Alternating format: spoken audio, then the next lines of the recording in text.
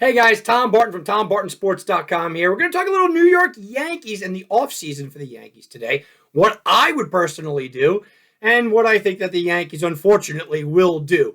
If you do like this, please make sure that you comment below, like it, share it. It's Tom Barton Sports over on Twitter. Check out TomBartonSports.com. And of course, make sure that you tell everybody about Tom Barton Sports right here on YouTube. All right, so let's go into it. Look, I'm a Yankee fan. Obviously, I'm not hiding that. I do have some bias, but I'm not your typical rah-rah, let's go Yankee fan. As a matter of fact, I lean the other way, where I saw the impending disaster coming from last year. Now, I was happy they got off to a great start. Things looked like I was going to be proven wrong. But at the end of the day, what happened again was the Yankees are walking away without a championship. Now, other fan bases might be sitting back and saying, hey, it was a great year. You had the Judge stuff going on. Oh, it was amazing. Yankees got pretty far. But we know as a Yankee fan base that we want more. And the New York Yankees and the fan base want more. It's time for another championship. The problem is that one of the biggest decisions in the offseason were what to do with Aaron Boone and what to do with Brian Cashman. And I don't know many Yankee fans that would support either one of them, except it looks like both are coming back.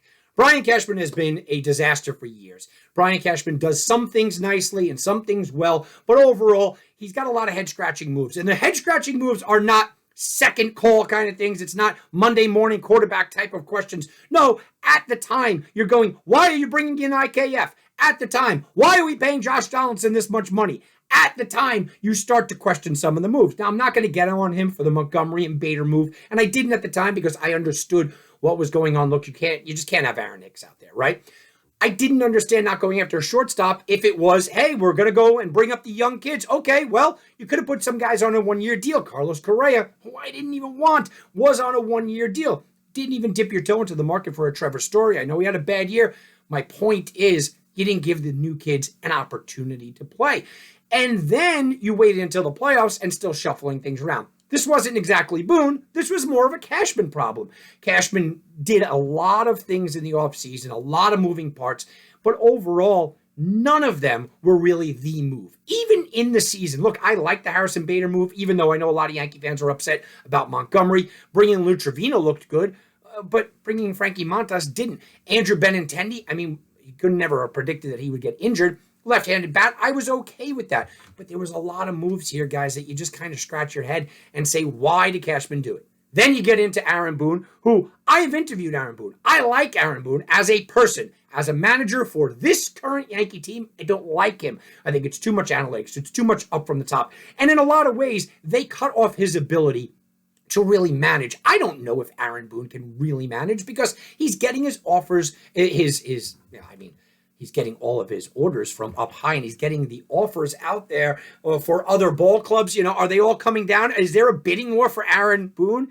That's what we kind of heard in the media a little bit, right? Well, Aaron Boone could go somewhere else. Okay, good. I would have brought in Mattingly. I would have brought in Jeter. Let's start this anew because this team, as it's currently going, is not going to win.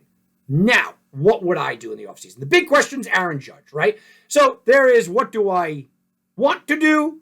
What are the Yankees really going to do? I just told you I'd get rid of Boone and Cashman. But what are the Yankees going to do with Aaron Judge? Look, I think you could bring him back. I know he turned down the $213.5 million extension, right? Which I thought was a pretty good extension for somebody that consistently got injured. That was $30.5 million per year, which I thought was actually pretty okay, right? I thought it was okay. But now you're talking about Mike Trout is getting $35.5 million a year. Max Scherzer's getting $43 million a year. They're going 7-8 years. What is Aaron Judge going to ask for, and what should he get? I think you can be creative. I think Aaron Judge is going to ask for 10 years at $400 million. I can't blame him. Not for the year that he's coming off of. You can't. But we also know that Aaron Judge has been injured quite a bit. We also know that his body seems like a body that, just being that big guy that in the last couple of years is going to be a problem. Now, I will say this. Look, Albert Pujols in 2011 was a year older, at least we know about Pujols, right? At least a year older than what Aaron Judge is. So you can give a long-term contract. What I think that the Yankees should do is structure it in a way where you give Aaron Judge a lot of front-loaded money and huge option year money. So give him a contract until he's 36, 37 years old at $40 million, $41 million a year even. That's fine. And then you give him 2 option years. So give him a 6-year deal, right? With 2 option years that the team can opt in at $50 million a year opt in. So if Aaron Judge is performing well, and if he's the face of the Yankees, and obviously salary prices are going up and we'll be out of the Biden inflation and all that, right? He's going to make $100 million, or potentially, if he stays healthy, another $100 million on top of his salary after the 6 years. I think the Yankees can get creative and keep him. Now the New York Mets are being involved. Maybe they blow him away. Maybe they offer him 10 years, $50 million a year, and $500 million. You can't compete with that. You can't compete with Dodger money either. But I think San Francisco is the real threat. Not only do they have the money, but they also have the need. They need it on the field. They need it off the field. They need a face of that franchise. Buster Posey's gone. Bumgarner's gone. It was Barry Bonds holding it down for a while there. We know. They need that new face of the franchise. It's a good baseball town. I don't like San Francisco as a town, but it's a good baseball town. They need a face of the franchise. I think San Francisco is where Aaron Judge goes, and it pains me to say that one's going to hurt. I would bring him back on a incentive-laden deal. Let's give him options. Let's be creative with it. But I don't know if I'm the Yankees if I'm giving him a 10-year, $450 million deal. I don't know if I'm giving him a 10-year, $400 million deal just because of the 10 years. And we've watched what happens with Miguel Cabrera and Albert Pujols at the end of their career. It's just not a long-term deal that really has worked out well for the ball club. I know. Here we go. Yankee fans are going to start screaming and yelling. I get it. Write me at Tom Barton Sports over on Twitter. I'm the worst Yankee fan. I want Judge out. No, I don't want him out. I'm just being a realist here.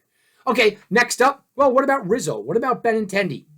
Yeah, I think you have to re-sign Anthony Rizzo. I mean, Anthony Rizzo has become that guy with the New York Yankees. He's the consistent hitter. You could bop him around the lineup. He's the stability. He's the adult in the room in a better sense of the word, right? He's the guy that Yankee fans know you can count on in the postseason. I think you have to re-sign him. First of all, he's a lefty. Second of all, he fills the need of what you need as a team leader and everything else. Andrew Benintendi, look, I would like to keep Andrew Benintendi, but I think a lot of that has to do with the Aaron Judge situation. Benintendi's a left-handed hitter. He's a good professional hitter. Going to hit about 20 home runs. Going to bat 280, 290. That's fine. He could be a Gold Glover, by the way. But he would become like a fourth outfielder if Aaron Judge was re-signed, and that's a lot of money. So I'm okay with letting him walk if that's the position that you're put in. Guys like Aroldis Chapman, gone, goodbye. Nobody wanted you here anyway. Bye, Chapman. Zach Britton, been nice knowing you. Maybe you can find some success somewhere else. Jamison Tyon, not going to be able to keep him. All right, see you later. Chad Green, I'd like to keep Chad Green. I would. I'd like to try to keep him. Miguel Castro, same thing. I'd like to keep Castro. He's fine. Matt Carpenter, he was a nice story. Nice story.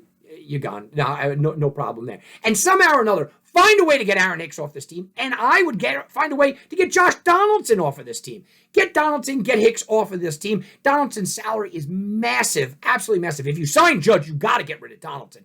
He's a disaster anyway, and Hicks has taken up a lot of money also. Thank God we're getting rid of the old Aroldis Chapman money. But that does leave quite a few holes. Who's going to play shortstop? Look, I think it should be Anthony Volpe. I think Volpe, Oswaldo Cabrera, and Oswald Peraza all need to be in the lineup next year. It is not exactly a youth movement, but it does need to happen. You need to start seeing some new guys in there. I love Bader back there. I like like I said, you like Rizzo, Trevino. Yeah, there's guys like that. And if somebody comes calling for Gleyber Torres, hey, pick up the phone and get rid of Gleyber Torres. Not that I don't like him, but I think that I think he's overrated a little bit in the trade market because he's still young. He's still got some power. He still can be a guy that can get tapped into. But it's a position where I would not mind in 2 years from now seeing Volpe at second, Peraza at short, and Sweeney at third. Oh, I'm putting a lot of faith into the young guys, but who cares? Look at what we've done with the old guys. Not much, right? Then you go to the pitching staff. Cole's a true ace. I've gone over this a million times. Nestor Cortez is a fine number 2. I'm going to pick up Luis Severino's contract. I liked what I've seen in him. It's only a $15 million option. Why not? Pick that up. He's your number 3. Frankie Montas is going to be your 4.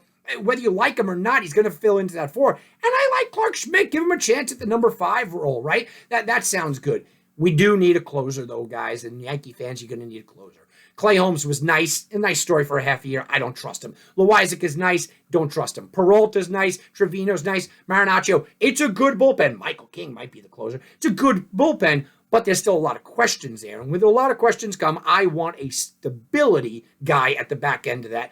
So maybe getting a stability guy. I don't like this mixing and matching. And you can write me and you can say, Tom, you know what? Trevino can be the guy. Yes, he can. Marinaccio might be the guy. Sure. Michael King might be the guy. Yeah. Clay Holmes, recapture the magic. Yeah, maybe. Wandy Peralta. Okay. They're all maybes. I like a dominant closer, a guy, and I've probably been spoiled with Mo, but a guy that comes in and you just kind of know the position. You know where you're at with him. So that's what I would be doing in the offseason. Look, I'm going to try to extend a very fair, very aggressive, but creative offer to Aaron Judge. I'd like to absolutely bring back Anthony Rizzo. I think that a guy like Benintendi really depends on the Judge situation. I'd shake up the pitching a little bit. I would go hunting for that number one, but I'm okay if my rotation is Cole, Nestor, Severino, Montas, and then Clark Schmidt. But the Yankees have to spend somewhere. But I do want to see the young kids. I want to see these young guys come up. I want to see Cabrera, Peraza, and Volpe in the starting lineup on opening day next year. Now, do I think any of that's going to happen? Probably not much. The Yankees are going to overspend for somebody that they probably don't need. The Yankees will more than likely watch Aaron Judge walk out the door. Benintendi will probably be the kind of the fill-in guy. He's going to be able to stay. I do think Rizzo probably retains with the team. Cashman probably makes a move for a closer, a big-time closer, so I could like that, but not if it's at the expense of the other guys on the team. I don't expect Volpe up before July. I don't expect Peraza to be the everyday starting shortstop. I think Cabrera's playing left field, Benintendi in right, Stanton's the DH, and Bader's in center. It's an uninspiring outlook of the 2023 season, guys, that I give you of what I think the Yankees will do. But you listen to me, you go my way, I think we can be a little bit further than we were this year.